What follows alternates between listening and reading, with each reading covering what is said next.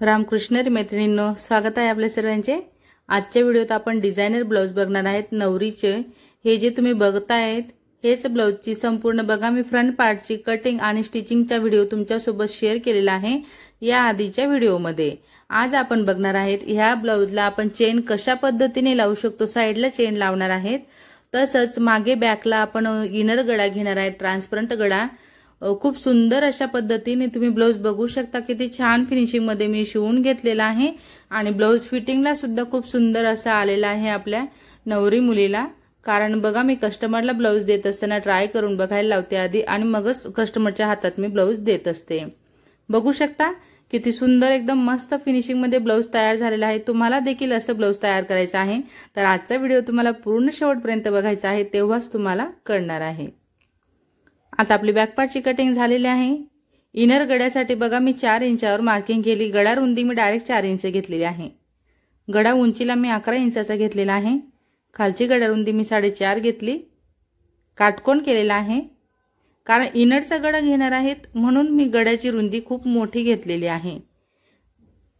तर इनरचा गडा घेत असताना तुम्हाला प्रश्न पडत असेल की आपण नेमकी गडा रुंदी किती घ्यायची किंवा उंचीला गडा किती घ्यायचा, तर आपल्याला बाहेरील जो गडा असतो आपला वरचा गडा त्याच्याहून आतील गडा मोठाच घ्यायचा असतो।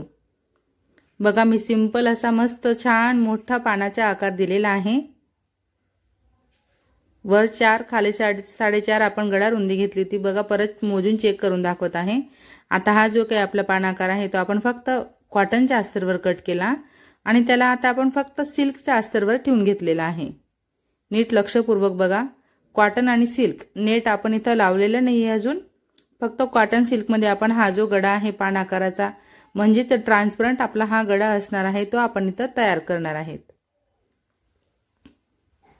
हातील आपण वेस्टेज ठसा कट केला, राऊंड शेप वरती तसंच मेन पॉइंट वरती आपण कट लावलेला आहे। कट लावून झाल्यानंतर आपण संपूर्ण बॅक पार्ट पलटवून दाबटीप टाकून लेस लावून सुंदर अशी फिनिशिंग मी इथं केलेली आहे। एक्स्ट्राचा जो कापड होता तो आपण कट केला। त्यानंतर बघा नेटचे जे पार्ट आहे आपलं डिझायनर ते अशा पद्धतीने ठेवत मी त्याला देखील स्टिच केलेला आहे। बघू शकता। आता खाली बघा आपण काय करणार, सरळ करणार आहेत खालची बाजू, टक्स घेतले गेलेले आहेत आणि खालून आपण आता अशी पट्टी वाढून घेणार आहेत, म्हणजेच खालून पट्टी फोल्ड करणार आहेत आपण। किती सुंदर बॅक पार्ट तयार झालेला आहे आपला। आता वरचा गडा तुम्ही बघितला डिझायनर गडा आहे, छोटासा गडा आहे, तर मी आतील नेट कट केलेलं नाहीये। नेट न कट करता मी इथं नेटचा जो कापड आहे तो थोडा क्रॉस मध्ये कट केला पाइपिंग लावण्यासाठी। आणि मी काय करत आहे, आता हा जो काही डिझायनर गडा आहे नेट ब्लाउजचा तेथूनच मी आता बरोबर छान पैकी पाइपिंग लावून घेत आहे। पाइपिंग लावून झाल्यानंतर मग मी आतील वेस्टेज जे कापड आहे आपलं नेटचं ते मी कट करणार आहे। बघू शकता खूप सोपी पद्धत मी तुम्हाला इथं दाखवत आहे। इनरचा गडा ट्रान्सपरंट आपण कशा पद्धतीने करू शकतो, अगदी झटकेपट तुम्हाला इथं बघायला मिळालेला आहे। आतमध्ये जो मी पान आकार घेतला तिथं तुम्हाला हवा तो तुम्ही आकार दुसरा अजून घेऊ शकता।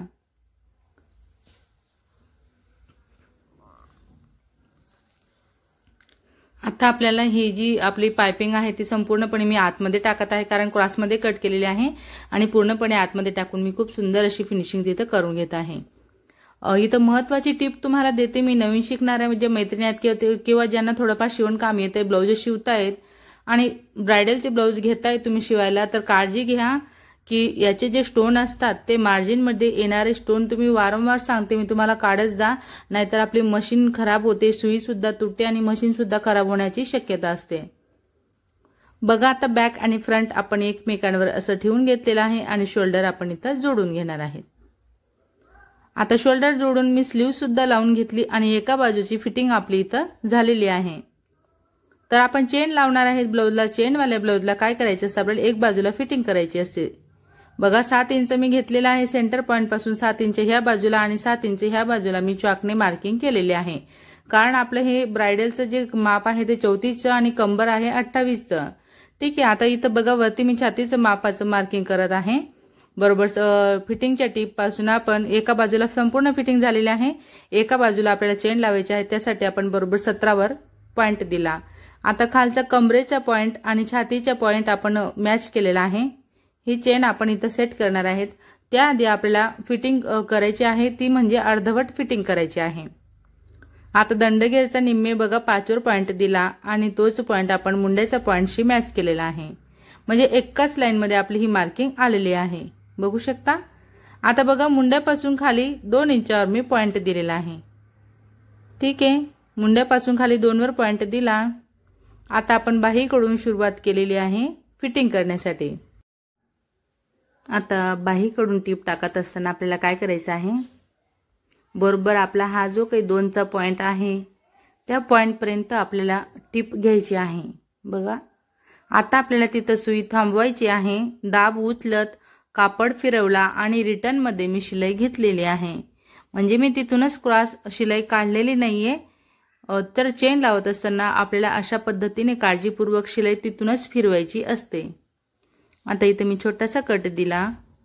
आता आपले हे जे काही पॉइंट आहे ते असे व्यवस्थित आपण दोन्ही जोडत थोडंसं मी बाहेरून कापड एक्स्ट्राचं कट केलेलं आहे। इथं आता मी कट लावणार आणि हा जो पॉइंट आहे आपला 2चा आपण तिथपर्यंत टीप टाकली, तिथपर्यंतच आपल्याला हा जो काही कापड आहे तो फोल्ड करून घ्यायचा आहे। तुम्ही काय करा, नवीन शिकत असणार तर फोल्ड करून झाल्यावर तुम्ही इथं पिना लावून घ्या आणि मग चेन अशा पद्धतीने लावायला घ्या, जशी की मी इथं घेतलेली आहे, ठीक आहे। तर बघा मी चेन लावत असताना इथं महत्त्वाची टिप तुम्हाला सांगते, म्हणजेच मी दाब बदललेला आहे। जो दाब आहे माझ्या मशीनचा तो मी सिंगल लावून घेतलेला आहे। चेन लावत असताना सिंगल दाब लावायचा, म्हणजे खूप सुंदर फिनिशिंग मध्ये चेन लावली जाते। अगदी बरोबर आपली सुई चेन जवळ चालत असते। बघा बघू शकता तुम्ही, मी थोडं झूम करून दाखवत आहे तुम्हाला की चांगल्या प्रकारे कळायला हवं।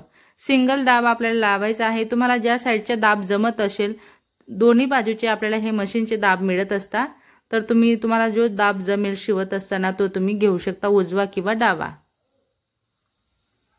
आता एका बाजूची चेन लावून झाली आपली, तर मी लगेचच मशीन मधून कापड बाहेर काढला, म्हणजे ब्लाउज बाहेर काढलेला आहे आणि असं मेजर करून बघत आहे की आपलं कुठपर्यंत आपली चेन येणार आहे। खाली शिल्लक नको राहायला जास्तीची, बरोबर दोन्ही बाजूची बरोबर यायला हवी। यासाठी बघा मी परत दाब उचलत वरूनच ठेवून घेतलेला आहे।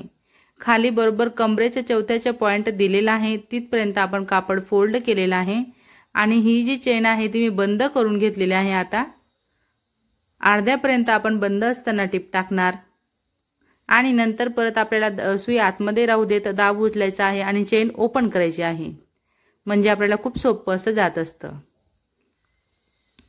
मग आता जे आपले दोरे धागे निघालेले आहेत एक्स्ट्राचे ते आपल्याला कट करायचे असतात। आता वरती जी आहे ती चेन आपण वरती टिप टाकून घेणार आहेत। दोन्ही बाजूला टिप टाकून झाली। आता जिथपर्यंत चेन आहे तिथपर्यंत वरती आपण इथं फिनिशिंग करणार आणि एक्स्ट्राची जेवढी काही चेन आपली वरती शिल्लक राहिलेली आहे ती आता आपण इथं कट करून घेणार आहेत। आता कट झालेली चेन ब्राइडलला आतमध्ये मुंड्यामध्ये टुचायला नको काखेत, म्हणून आपण तिथं काय करणार आहेत, कापड जो आहे तो असा डबल फोल्ड मध्ये करून असा लावून घेणार आहेत, की जेणेकरून ते नवरीला आपली ही जी चेन असते उरलेली वरतीचे टोक असतं ते टुचायला नको, त्यासाठी।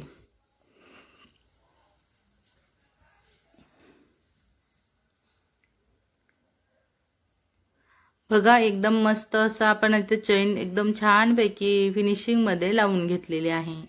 तुम्हाला दाखवते मी, बघू शकता किती सुंदर लावली गेली। चेनला खाली एंडिंगला आपल्याला एक हुक सुद्धा लावायचा, असं हुक आणि आय बनवून घ्यायचा की जेणेकरून चेन एकदमच ओपन होणार नाही। बघू शकता मी संपूर्ण ब्लाउज तुम्हाला सिद्ध करून दाखवलेला आहे। तसंच इथं चेन सुद्धा लावून तुम्हाला मी दाखवत आहे किती सुंदर फिनिशिंग मध्ये आपलं ब्लाउज इथं झालेलं आहे। आणि डिझायनर ब्लाउज आहे नवरीचं, आपण त्याला पूर्णांची ही लेस लावून घेतलेली आहे। आता फ्रंट पार्टला मी पूर्ण तयार झाल्यावर मग मी लेस लावून घेत आहे। तर खूप सुंदर असं ब्लाउज मी तुमच्या सोबत हे शेअर केलेलं आहे। 2 पार्ट मध्ये आपण हे ब्लाउज बनवून घेतलं, म्हणजे याच्या फ्रंट पार्टचा व्हिडिओ मी आधीच तुमच्या सोबत शेअर केलेला आहे। आजचा हा व्हिडिओ तुम्ही शेवटपर्यंत बघितला त्याबद्दल तुमचे सर्वांचे खूप खूप धन्यवाद। असेच माझे व्हिडिओ बघत चला व मला सपोर्ट करा।